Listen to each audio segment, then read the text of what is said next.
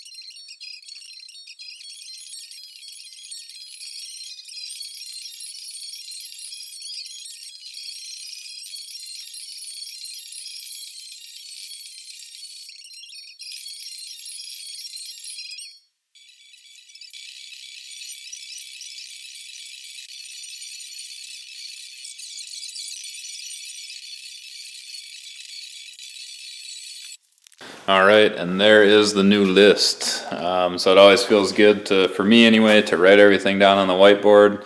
I do some of the stuff on my phone too. However, I just find it kind of satisfying, at least for small projects with a lot of technical things, to just have a reminder right in the garage. Been using this kind of method since, I don't know, 2018. So it helps me keep myself organized, motivated, all sorts of stuff. But and it's just kind of fun visually, I can go over here and write on it and erase it pretty easily.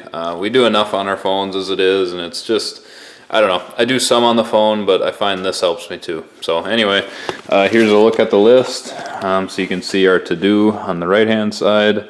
and then R2 buy on the left hand side. So that's kind of how I do things. But yeah, we've got some small things here in black, and then our main things here are in orange with some blue, just as reminders. The blue is kind of just a reminder for that given project. And then at the very bottom, get it on the ground and test drive it plus alignment, because that's the end goal once all this is done. So yeah, you guys can see the project list. We basically, there's a couple of front intercooler couplers that need to be replaced, and then we're going to boost leak test. We're going to double heat wrap the downpipe. We're going to pull the trans and clutch. We're going to pull the rack because I have a leaky rack, and hopefully call Napa and get it warranted. Reinstall the rack, center it first, maybe new inner tie rods and bleed. Reinstall all the wheels and give it an eyeball alignment. Reinstall the body kit, and then I'm going to hit someone up for a cut and buff. That's that blue note, because I do have a lot of orange peel, so I'm going to see if I can get someone to, you know, who knows what they're doing with compounds and wet sanding, to just really make the 240 look good this year. And then install the new trans, clutch delay valve, and the new clutch, and bleed everything. So we've done a lot this winter, but as you can see, it still is a sizable list to get everything done and get the car running by May. That's my goal. Really, like the first week of May. I'd love to have all that done, and that way we can just enjoy it all summer. Get all the hard, you know, laborious work out of the way, and then just enjoy her. But yeah, that's where we're at. So we're gonna work on the downpipe today. I've got the stuff to do it. So I've got this Mishimoto sells this dimpled metal, very soft metal heat shield, not adhesive at all.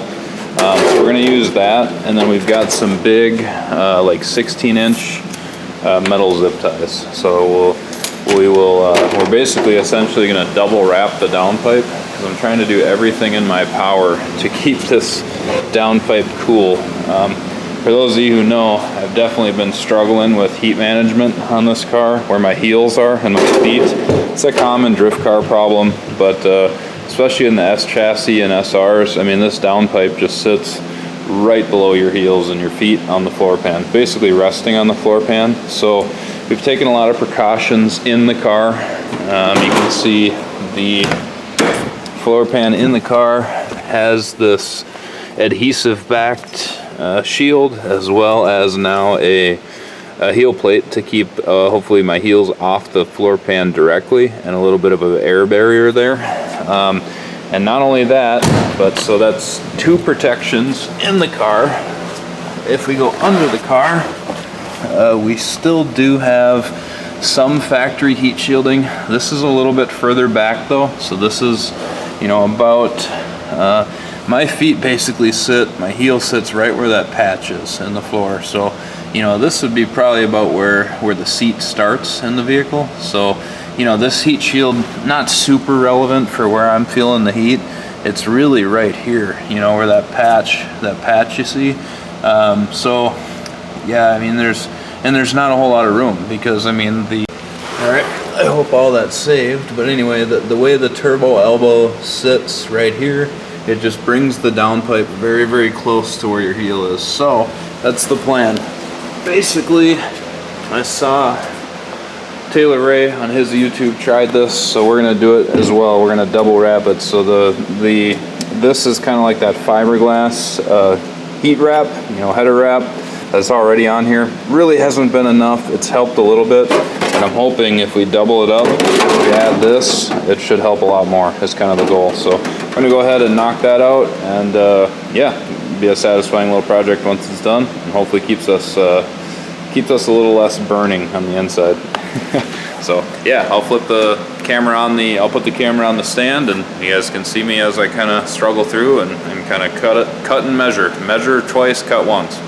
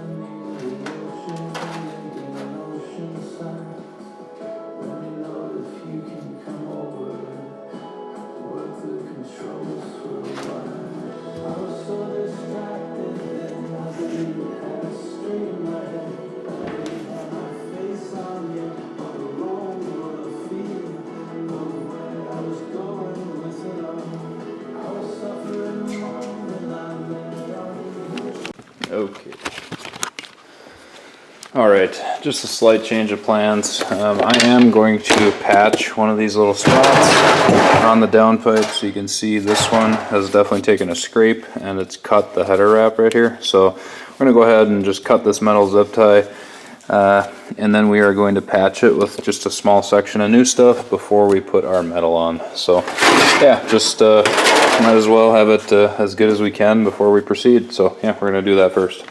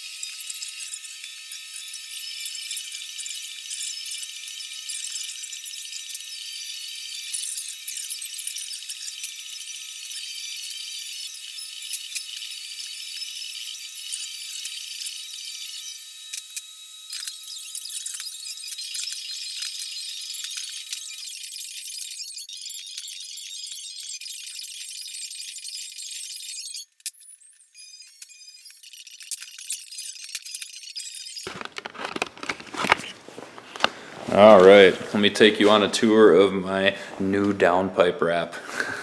I bought this Mishimoto heat shield, as I told you guys, and we are trying something I saw Taylor Ray on YouTube try, my favorite YouTuber. Basically, we took the header wrap that was already on there, and we wrapped this pretty malleable aluminum heat shield, dimpled heat shield around it. So hoping it's kind of like double heat protection. I try to get most of the areas. I'm pretty happy with it because there's a lot of things, you know, this hanger, we can't put it on the flex pipe, and then it's really hard to get it to want to bend around curves like that where the downpipe curves. I cut out a little hole for where the O2 sensor is. So yeah, and then we came back with these long 16-inch, you can see all the remains of them right there, 16-inch metal zip ties, and then just used our pliers. You basically get under the the head of the zip tie with the pliers, and you just grab it like that, and you start rotating the pliers like that and spinning it. And as you rotate it, it pulls the metal zip tie really tight against whatever you're tightening it on. So yeah, pretty happy with it, the whole package. Hopefully now, I mean, that's about as much as I can do. So we've got this thing double wrapped. Supposedly there's companies that will take this similar you know, design, I guess, or method where they use like a metal, but they put actually an air barrier between the metal shielding and the, you know, the header or the pipe. But in this case, I mean, we're gonna see how the header wrap does, the exhaust wrap, the fiberglass exhaust header wrap. We're gonna see if that acts like the air barrier. So I don't know, we'll see. Hopefully it doesn't. Kylie's like, did you just make that thing flammable? I'm like, I don't know, we won't know until we try. But yeah, hopefully that really keeps the heat off of my feet the best we can, because like I said, you know, we've done as much as we can in the car, and now we really, without paying for some, who knows how much it would cost to have this thing air barrier wrapped, this is about as good as I can do at home job. So, and really, if I was to get a company to professionally do it, I'd probably buy a whole new piece, you know, get the PBM Cobra where it's like all one piece, because right here, it's actually two pieces, because off of the turbo is a little 90 elbow that connects to this, but the PBM has it all built in where the 90 elbow is part of the downpipe. So I don't really want to go too much more crazy than this. This is my most affordable, you know, shot at trying to make this thing heat resistant. So I'm pretty happy with it, but I might be calling it for the day here. Our clocks move forward, so we lost an hour today. And we had our pool tournament last night. It turned out great. We had like 11 people here. A lot of, you know, half and half mix of drifters and just my friends that I've known since high school. But yeah, anyway, I'm rambling. We'll move on to the next projects another day, but we can cross this one off the list. So our double heat wrap downpipe is complete. So that always feels good. But we have a pretty big list of things here before we get to getting it on the ground and test driving it for spring. So yeah, we're gonna throw the downpipe on the shelf over here, clean up, and I'll get back with you guys next time. I'm going on a vacation to Puerto Rico this week too, so yeah, gonna kind of just take a break from projects and all that and just reset. So the downpipe, and I might get one little other thing done before we go, but thanks for watching, guys.